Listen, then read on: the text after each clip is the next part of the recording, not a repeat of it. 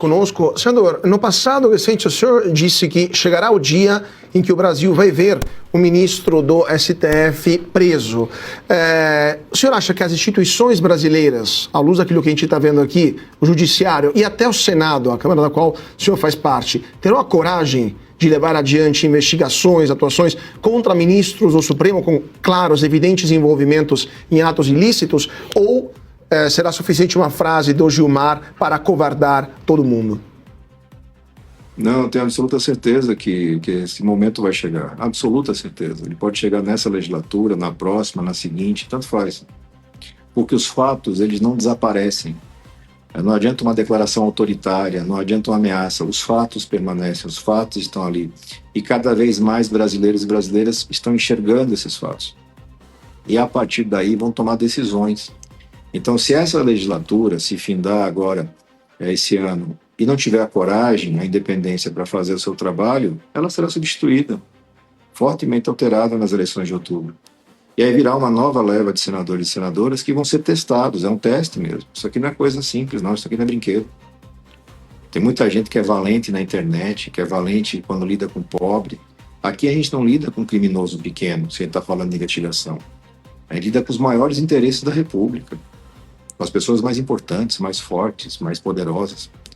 Então, para enfrentar isso, não é qualquer um que enfrenta. E essa nova leva de senadores e senadoras vai ser testada. Eu espero que já seja uma leva suficiente para, primeiro, fazer a eleição da presidência do Senado pensando em independência.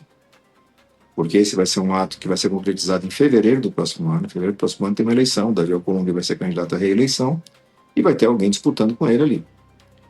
E aí, a partir daí, você tem a noção. Olha, nesses próximos 2 anos, a gente vai conseguir avançar esse tanto.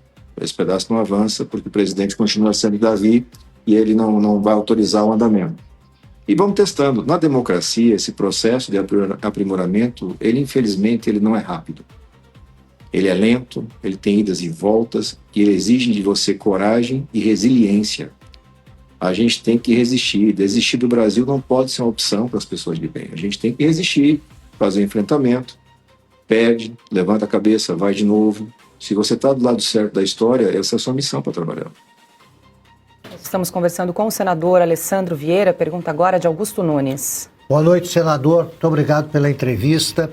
Eu pergunto o seguinte, senador. Quando uma CPI, o relatório é rejeitado, qual é o destino das provas e evidências aí que foram juntadas? Elas ficam sob custódia do presidente, no caso dessa CPI, o Fabiano Contarato, e vão ter destinação. Normalmente aquilo que não é sigiloso vai para arquivo e aquilo que é sigiloso é destruído. Se criou essa prática desde a gestão do senador Rodrigo Pacheco. Essas provas que a CPI encontrou, elas estão reproduzidas em outros órgãos.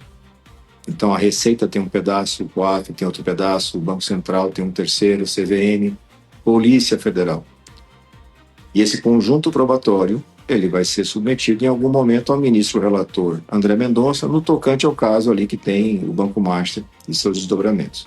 O desafio vai ser saber se o Procurador-Geral da República vai ter coragem de pedir o processamento, a investigação e processamento de ministros do Supremo, caso aconteça essa demanda, que é muito provável. Olha, à vista dos fatos, é muito provável que se mereça pelo menos uma investigação. Mas ela depende exclusivamente da vontade de Paulo Gonet. Senador, deixa eu aproveitar e pegar uma carona na pergunta do Augusto, porque o relator da CPMI do INSS, que também teve o relatório rejeitado, decidiu apresentar esse relatório ao ministro relator André Mendonça. E pergunto se o senhor tem ideia, intenção de também apresentar esse relatório, ainda que rejeitado, a outros órgãos como Polícia Federal ou até mesmo ao ministro André Mendonça. Não, aquilo que é sugestão legislativa, indicação, por exemplo, quem votou contra o relatório votou contra a proposta de ampliação do orçamento da Polícia Federal, votou contra a indicação da criação do Ministério da Segurança Pública, votou contra o fortalecimento da integração e o financiamento. Nós temos os órgãos destruídos hoje. Nós temos a Receita Federal funcionando com 20 mil vagas abertas, nós temos a ABIN com apenas 20% do seu quadro preenchido. Nós temos uma carência imensa de policiais federais peritos para poder fazer o policiamento e não há investimento suficiente nas ações de inteligência e reaparelhamento. Então, nós desejávamos, e estava lá, a proposta de um PLN específico, abrindo orçamento para que a gente possa fazer os investimentos necessários para enfrentar, porque a criminalidade ela está cada vez mais moderna, mais rápida. Quando a gente mostra o quadro, está lá no relatório que foi rejeitado, o quadro do tamanho da economia ilegal no Brasil, economia movimentada por organizações criminosas, aquilo que é movimentado por facções violentas é uma fatia bem pequena na proporção. A imensa maioria são golpes bancários, são fraudes e mercados ilegais de produtos lícitos. É o PCC vendendo combustível, é o PCC entrando na venda de insumos agrícolas, é a cooptação do mercado do garimpo. Isso tudo está lá no parecer e nós queríamos colocar recursos para enfrentar esses problemas. Então, essas coisas que a gente consegue destacar independentemente, elas vão andar. Mas o indiciamento e as provas, isso vai para o arquivo. Perfeito. Adalberto Piotto, nosso tempo está se esgotando, vou pedir para ser mais breve aí nas perguntas. Tá, muito rapidamente. Senador, o que dizer à população? Tem que esperar até o ano que vem? O senhor faz menção à eleição do ano que vem, inclusive para a presidência do Senado, mas todo este ano aqui, que já é um ano eleitoral, não há mais nada a fazer, apesar do trabalho brilhante que fez a CPI do crime organizado, diante do que está acontecendo no país? Persistir, a gente tem a missão de ter resiliência, né, de enfrentar esse debate, mas eu sempre tento ser o mais transparente e justo com quem está nos acompanhando, com o eleitor, dando um cenário real, que eu acompanho aqui há quase 8 anos. Com esse quórum que eu tenho aqui hoje, é muito improvável um avanço, porque o impedimento de um ministro, o impeachment de um ministro, ele exige um despacho unilateral do presidente da casa, e o presidente Davi já falou inúmeras vezes que não dará esse despacho. Então eu tenho que ser justo com o cidadão e explicar para eles, olha, com esse presidente não vai acontecer, mas em fevereiro tem uma oportunidade de mudança. Para que ele tome a sua decisão de voto, de eleição, de acompanhamento, de cobrança, sabendo como é que as coisas estão andando. Para não ser enganado, porque também tem muita promessa falsa, tem muita gente que acha que vou chegar lá, vou dar um tapa na mesa e resolvo. Aqui não tem tapa na mesa. Aqui, no popular, aqui o buraco é bem mais embaixo. Você tem que ter resiliência, qualidade técnica, fazer um enfrentamento e ficha limpa para aguentar o rojão. Veja, a gente votou ontem sob ameaça direta de 2 ministros, recebendo ao longo do trabalho os recados que eu relatei aqui. E persisti e fiz o meu trabalho porque eu posso fazer, eu tenho ficha limpa, não devo nada para esses caras. Não preciso da boa vontade deles para não ser preso porque teve desvio de emenda, porque teve rachadinha. Nada disso, graças a Deus. Nosso trabalho é feito sempre com muita transparência, com muito cuidado e com muita dureza na cobrança. Então, acho que desse processo o que fica é isso. Dá para chegar. Nós não aprovamos o relatório indiciando 3 ministros e o PGR, porque tivemos uma interferência direta do governo, das lideranças, do presidente da casa, substituindo membros na hora da votação. Essa votação estava marcada para as 9 da manhã. Se acontecesse às 9 da manhã, o resultado seria de 6-4, aprovando o relatório. Ela foi remarcada para as 14 horas, começou lá perto de 15, um pouquinho antes, e aí nesse meio tempo foi feita a substituição de membros e o placar se inverte, ele passa a ser 6-4 contra o relatório.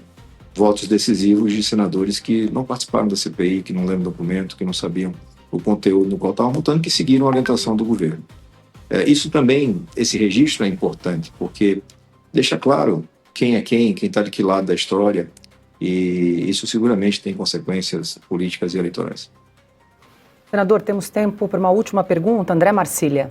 Senador, o senhor mencionou que antes da apresentação do relatório havia dito que lhe haviam recomendado acerte o tiro ou os ministros vão devolver o tiro, alguma coisa assim.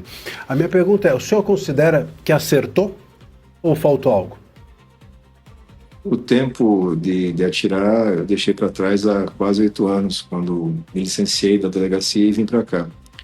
Aqui a gente não atira, aqui a gente trabalha, relata, produz leis. Não tenho nenhum inimigo, nenhum adversário no Supremo, mas tenho a obrigação republicana de dizer todos os dias que no Brasil, que se diz uma república democrática constitucional, ninguém está acima da lei. E nesse sentido, sim, a gente teve um sucesso. Os brasileiros, não tenho a menor dúvida, entenderam claramente que fatos graves aconteceram e que esses fatos exigem uma resposta. Nenhum ministro até o momento respondeu adequadamente. Nenhum ministro disse não recebi, minha família não recebeu, ou então recebeu porque tinha uma coisa, um contrato real, realmente está aqui. Nada disso aconteceu. O ministro Gilmar não explicou como é que ele virou o relator do habeas corpus que foi concedido por uma pessoa jurídica numa petição que foi protocolada num processo arquivado há 3 anos. Ele não explica isso, ele prefere ofender, ameaçar e tal. Eu acho que sim, a gente teve uma vitória nesse aspecto. O relato e o cenário, a radiografia feita do crime organizado e das formas de reação do Estado também está lá no relatório. E a gente espera que em algum momento a gente tenha vontade política para cuidar da segurança dos brasileiros. Hoje essa vontade política não existe. Senador Alessandro Vieira, mais uma vez quero agradecer a gentileza de conversar conosco. Parabéns pelo seu trabalho na condução da CPI do crime organizado e até uma próxima. Natália.